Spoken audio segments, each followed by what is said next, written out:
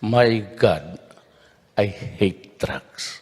MPC members, Secretary Martina Danar will be joining us shortly. MPC, you have any questions? No, not yet. Let me make some opening statements.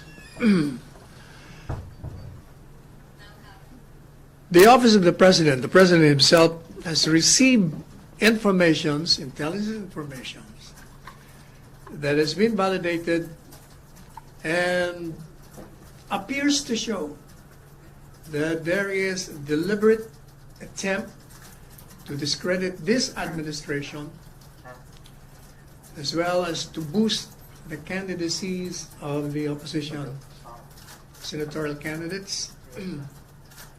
And it appears that there are certain groups who are working together to achieve this goal. This group appears to be the Liberal Party. Some personalities identified as advocates are very active in social media, dishing out anti-Duterte statements and sentiments, and validated to be allied with the Liberal Party. Also working together with groups indicated in the matrix presented to you the other week.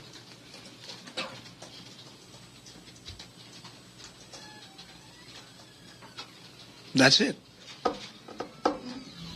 MPC, may tanong. Maricel Halili. Hi, sir. Good morning. Sir, you Morning. mentioned na related din siya dun sa matrix presented the other week, meaning related siya kay Bicoy.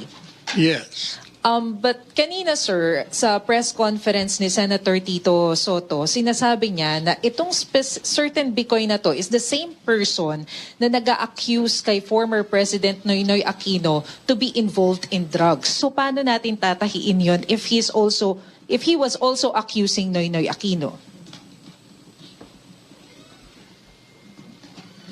What appears from the information received by the President is that the one he presented previously against Pinoy and other personalities would be coming from the same group antagonistic with the same members of the group. Meaning to say, it's coming from the same sector. You know, in a group, it doesn't mean that all of you are in consonance with each other. There will be some rebels there, and they're doing their thing. What is important is, it appears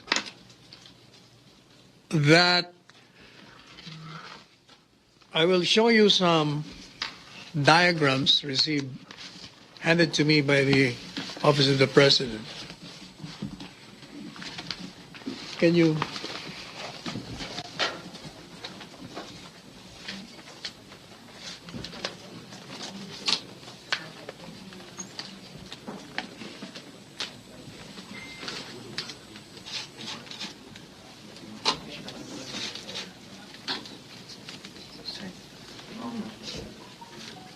Wala bang ano? Kaya na. Wala ba sa matrix? Baka nasa matrix na yun. Baka nasa PowerPoint na yun. Nasa PowerPoint ito supposed to be.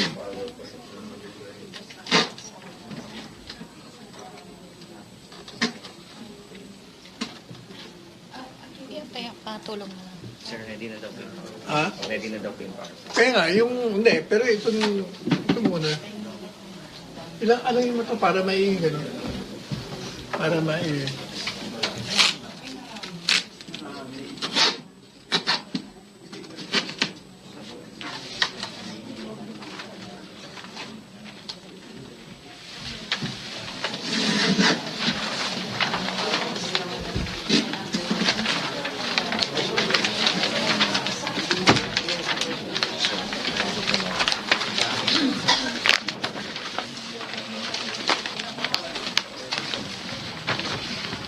The other group, by the way, is Magdalo.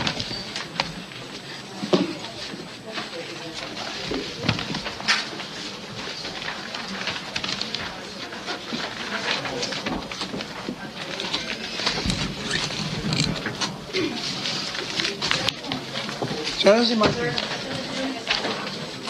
Sir, Sek, clarification. halika na. Secretary Sec, Martin. Sec Martin, please come over. No, halika na.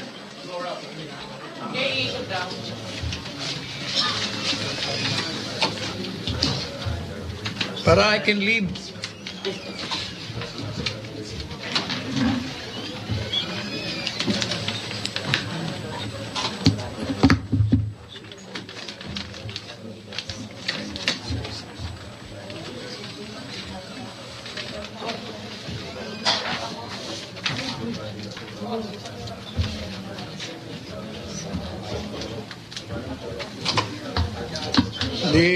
The John Lloyd of Malacañang is here.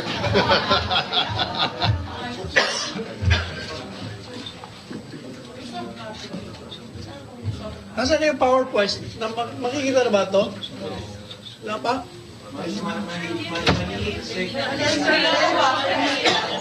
Kunan nyo. Kunan nyo na lang ng picture. Hindi mo pwede mailabas naman. Meron PowerPoint. Eh, nasaan?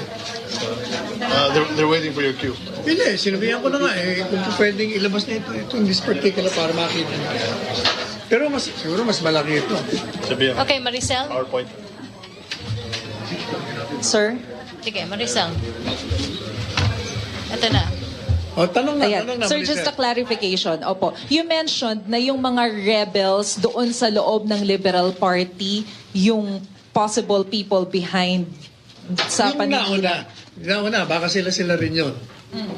Yung mga kontra kay Pinoy, kontra kay Dilima, same group. So are But, you... teka muna, but what is important? Huwag muna tayo pumunta ron. Kasi ang importante, itong lumalabas ngayon, what is important now is it appears from this diagram that the Liberal Party, the Magdalo, and other groups indicated in the matrix are working hand in hand. Why do we say this? The intelligence information shows that some of them, if not all of them, are using the same office. A 4 square meter office. What do you call this? Linear something, Makati. And personalities like Bong Banal, Kokoy Dayaw, and Rodel Jaime, they're all known to be advocates of the Liberal Party. And then even their email address appears to be yung email nila. Yun nakuha sa digital footprints that they're the ones sharing the information. That their email are the ones sharing this video of Bicoy. Yung mga email nila. Ibig sabihin, the same people are sharing the same video of Bicoy. All right. Can we? All right. If you will look at this, this is the development. It's all here. Is that the start? Yeah. On April 2nd, man. 2, yeah. On April 2nd, you recall that ang Totoong Narco List episode first surfaced online on Metro Balita. And it pointed to Paulo Duterte being the first major principal of the drug syndicate. And then 3 days later, on April 5, Senator Antonio Trillanes released a statement on his official Facebook page commending the creator of the Ang Totoong Narco List video and commented that he's looking forward to the next episode. And then on the same date, a column by Ellen Tordesillas titled Opinion, Battle of Narcolists was published on ABS-CBN website. And accordingly to Tordesillas commented that the videos looked professionally done. Now, on April 7, 2 days after, ang Totoong Narcolist episode number 2 surfaced and identified this time the daughter of the president to be the second major principal. And then the day after, April 8, 2019, the video of ang Totoong Narcolist episode identified former SOP Christopher Lawrence Bongo, is now a candidate for the Senate, to be the major principal.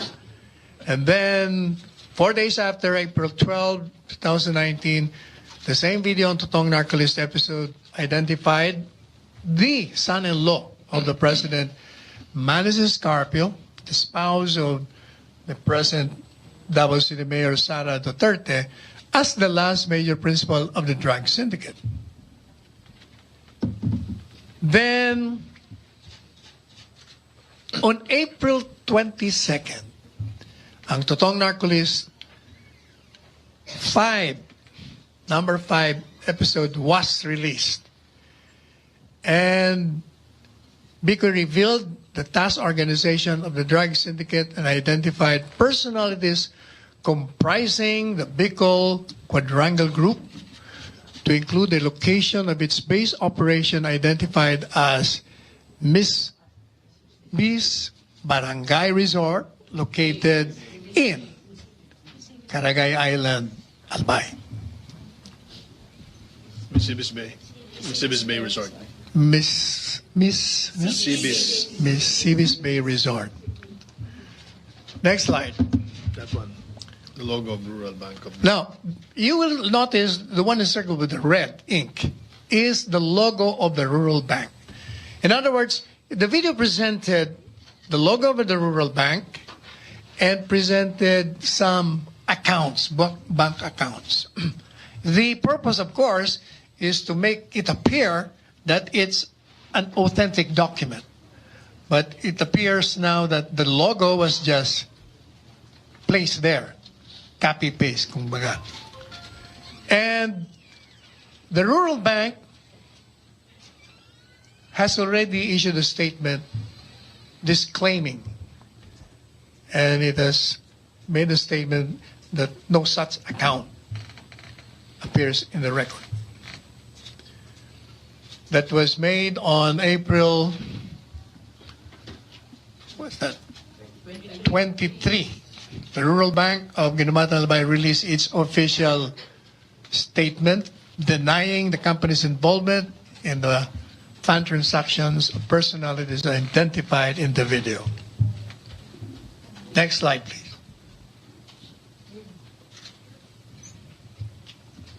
And also the Albay Luxury Resort Hotel Management denies link.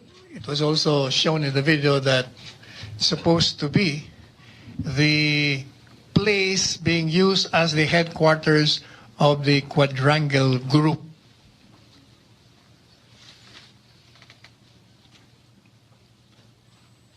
And before that, you remember that Bongo showed his back to dispute the allegation in the video that he has a tattoo in his back, the dragon sign. In fact, he did it twice, disputing again the allegation made in the video. Now, there has been an analysis made, and it appears now that there is multi-nodal relationships of these different vectors from Ellen Tordesillas, particularly on her online activities. The activities revealed a very active collaboration between the group of Edwin Lasierda, who is identified with the Liberal Party, Kokoy Tayao, Joma Sison, Antonio Trillanes, Rodel Jaime, Bong Banal, Aman Ponteos, and other Liberal Party groups and supporters.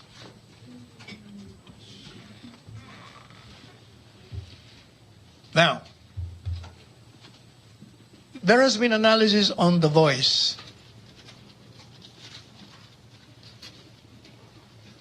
You recall that in the Ang Totoong Narcolis, there was a narrator.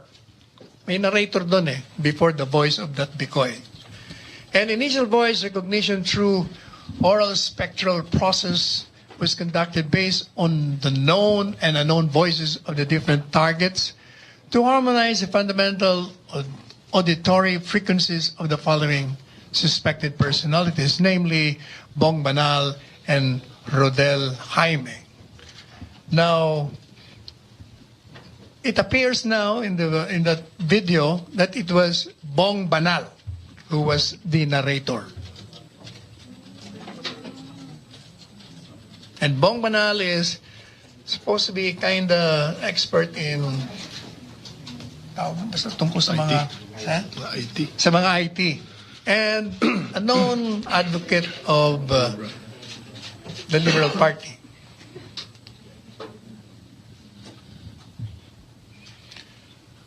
Domain registrant. Now, the domain registrant of www.metrobalita.net identified as the first website to initially circulate the YouTube video entitled Ang Totoong Narcolis on two separate articles dated April 2nd, 2009, directly affiliated with the Liberal Party, as he was identified as the administrator of significant LP-leaning Facebook pages, significantly the Aquino Legacy. Also, he administered the outline propaganda meetings of the LP during the 2016 presidential elections. You will see in that video that Si Banal yan, yung kanina no, si the other one. Can you put back the other? Balik mo nga dun sa ano? Balik mo nga dun sa. You will notice that this person who's facing charges now, what's his name na nga? Jaime. Rodel Jaime is seen with a photograph with the VP Lenny together with their standard shirts. And then next slide shows the face of Bong Banal, the narrator of the video.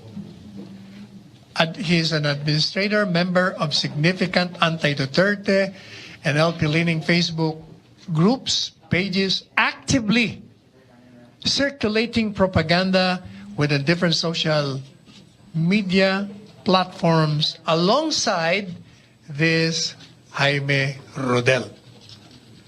Artist, and also is a photojournalist identified providing visual representations and images for different black propagandas used by Rappler.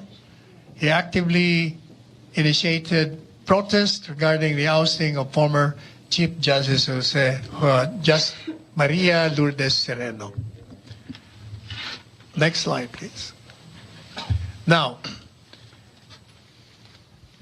there was an analysis of the voices. And as I said earlier, it appears that the narrator in the Bicoy video is Bong Banal. Their voices are the same.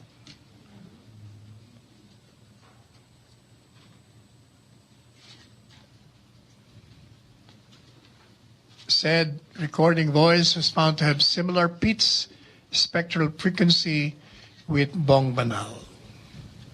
Next slide, please.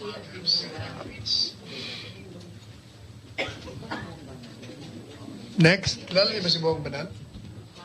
Kilala niyo ba? Now we have the photo of Punteos, who is a former Navy officer and a member of the Magdalo group.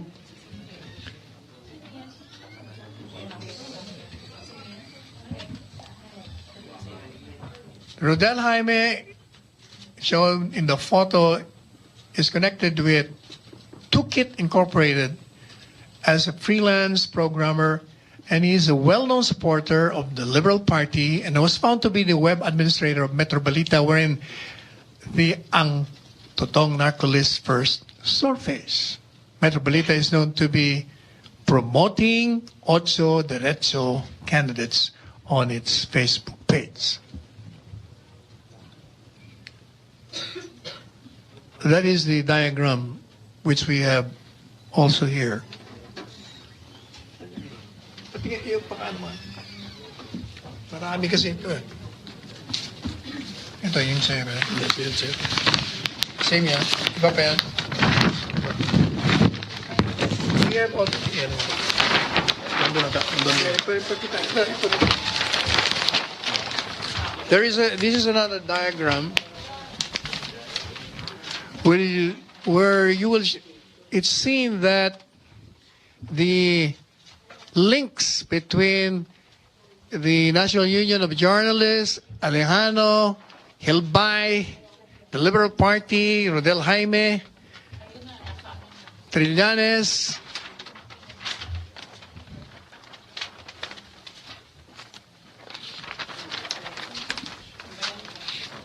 the Rappler, the Vera Files, Ellen Tortillas.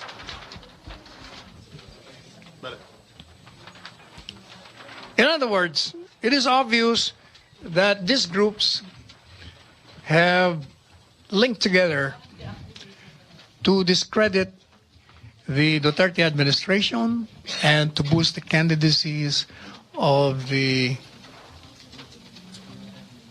Ocho Derecho senatorial candidates. Next slide. Now, after the release of the matrix linkages between Bicoy and Ellen Tortillas to the public, the website, look at this, because if they're not hiding anything, the website of Metro Balita was permanently shut down by its administrator. Likewise, most recent posts of Metro Balita Facebook page pertaining to Bicoy videos were immediately deleted by the administrator.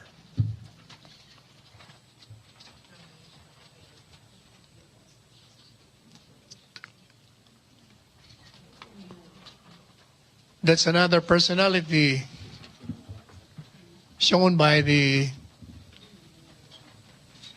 diagram, identified by Rodel Jaime as the client who requested him to create the Metro Balita website. And who is this woman? Identified as Maru Nguyen or Marusi and Maria Cristina Elvira. In other words, aliases. An ardent supporter of the Liberal Party and also candidates. And administrator of Freedom Wall PH or Philippines Facebook page. And then we have a photograph of Fillmore Rull, who is a member of the PMA class of 2001, is member of the Samang Magdalo, and currently serves as security officer of Senator Antonio Trillanes, who is the alleged facilitator for Jaime's safety after the Ang Totoong Narcolist videos became controversial. And then here comes Peter Jumel Advincula, who identifies himself as Bicoy. He made a public appearance at the Integrated Bar of the Philippines the other day, May 6. He claims to be the Bicoy in the Totoong Narcolist. is formerly most wanted criminal in Naga City and convicted of various crimes such as estafa, illegal recruitment, and theft, resulting to his imprisonment of 6 years. Now it appears that the voice of Bicoy in the video is not the same as the voice of the one who presents himself as Bicoy or Advincula. Even the accent. In other words, if you listen, you will notice that the accent of the Bicoy in the video has an Ilocano accent, while Bicoy, who represents himself as Bicoy or Advincula, has a Bicolano accent because he's a Bicolano from Sorsogon. So it could be that Ranyola, isang Chinese businesswoman at franchise owner ng isang multi-level marketing company. Next. Inilipat ako ng aking boss yun ang na si Teresa mataas ang Ranyola pitch. na tumatayong franchise owner ng First Vita Plus Marketing Corporation. Ulitin natin yung voice ni nung isang Bicoy. Yung original Bicoy. Yung naka-hoodie. Yung naka-hood. Si Teresa Ranyola, isang Chinese businesswoman at franchise owner ng isang multi-level marketing company. Owner. Inilipat ako ng aking boss na si Teresa Ranyola na tumatayong franchise owner ng First Vita Plus Marketing Corporation. Diba? Owner. In other words, it could be that this Bicoy who presents himself to be Bicoy was there while the other Bicoy was the one presenting himself as Bicoy in the video. Now we have another personality, Jerry May Maghinay, who is the registered owner of Now You Know website. She's responsible for the uploading of videos of Eduardo Asierto on 25 March, 7 April, and May 5, 2019.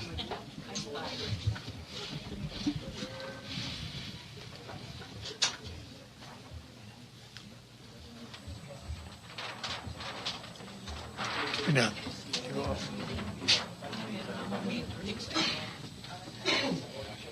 Para mas malapit. Mas malapit. Ito ka. Ito.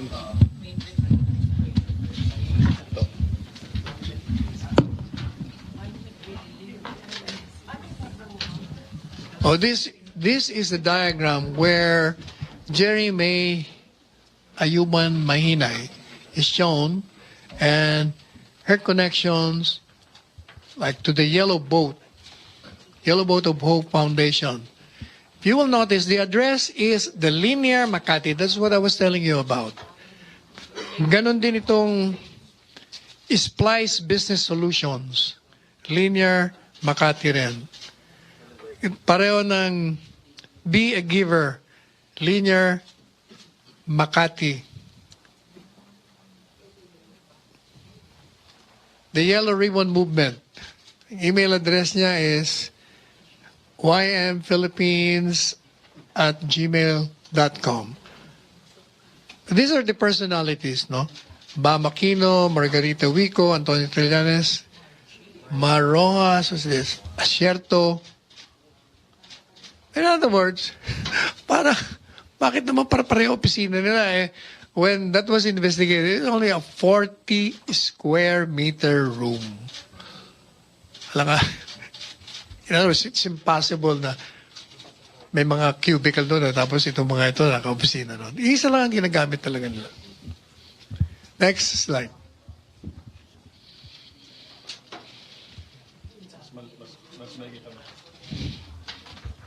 O, ito na yung mga connection nila. Dapat meron kayong picture nito. Soft copy.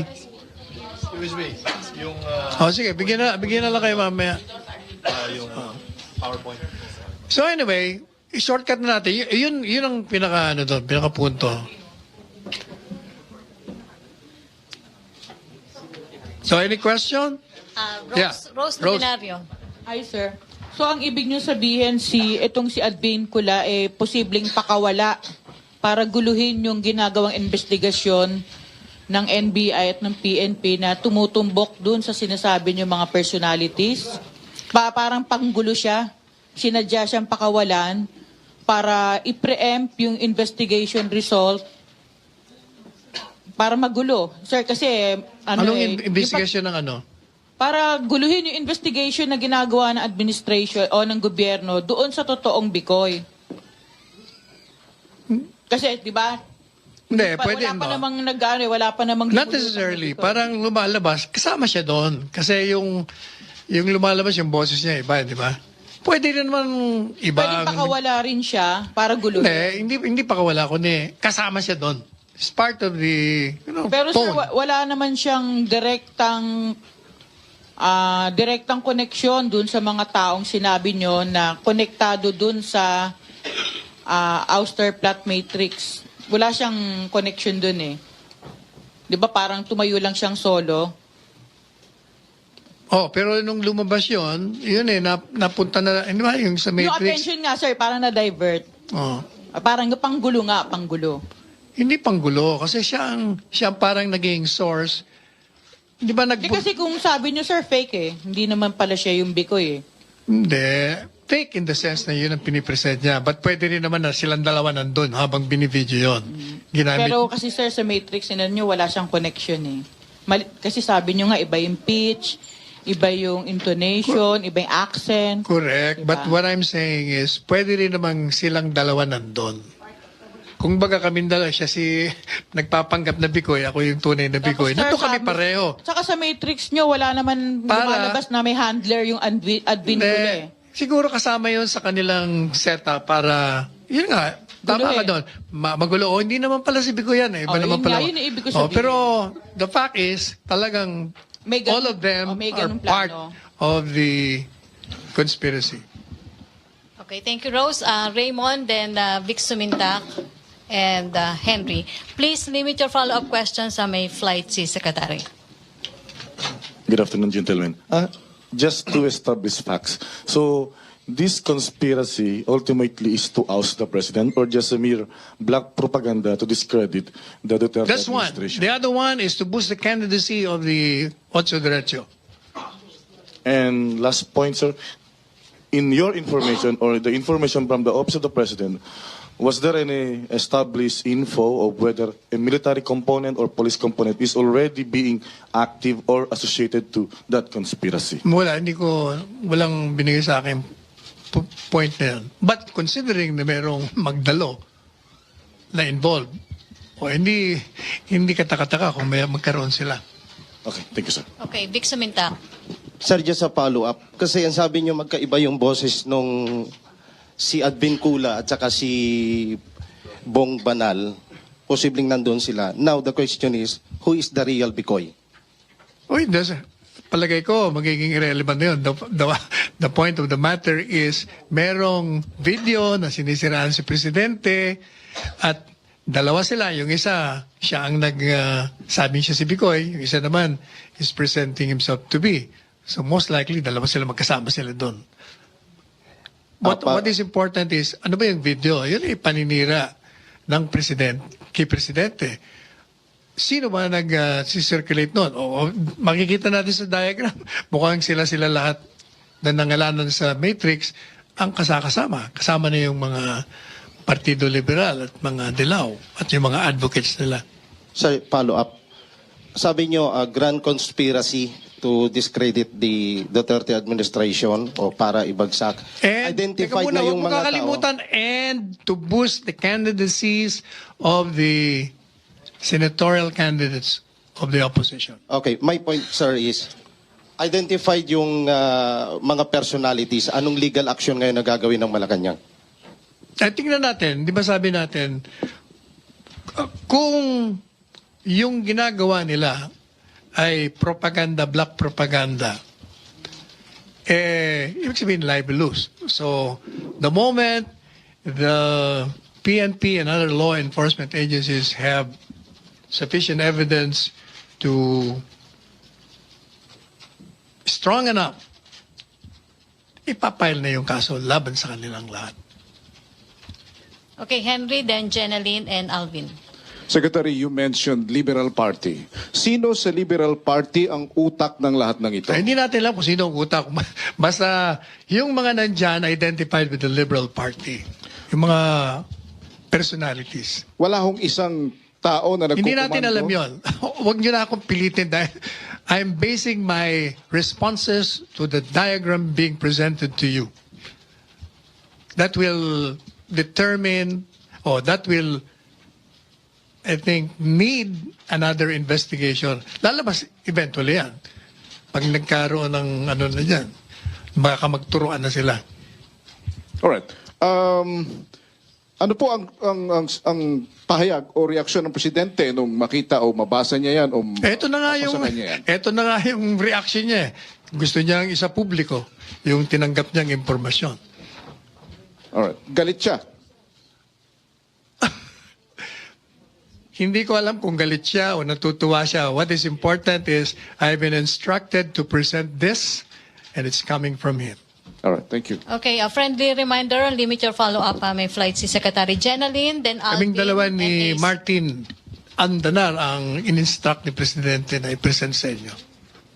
Good afternoon, sir. Sir, may we know where did the President get the information, the intelligence information? Alam mo naman, Presidente yun. So many sources. You'll have to ask him himself. Local ba, sir? Local... No, that's why you'll have to ask him himself. Kasi sabi niya, pag may tanong sila, tanongin ako. Sir, was the information verified, validated by the palace? And knowing him as one who is a thinking president, he would have validated every information he has received. Sir, is it the same foreign source he got the earlier matrix? Hindi ko alam. Wala siyang sinabi sa akin. Basta, it was shared to him, he validated it, and he wants the public to know about it.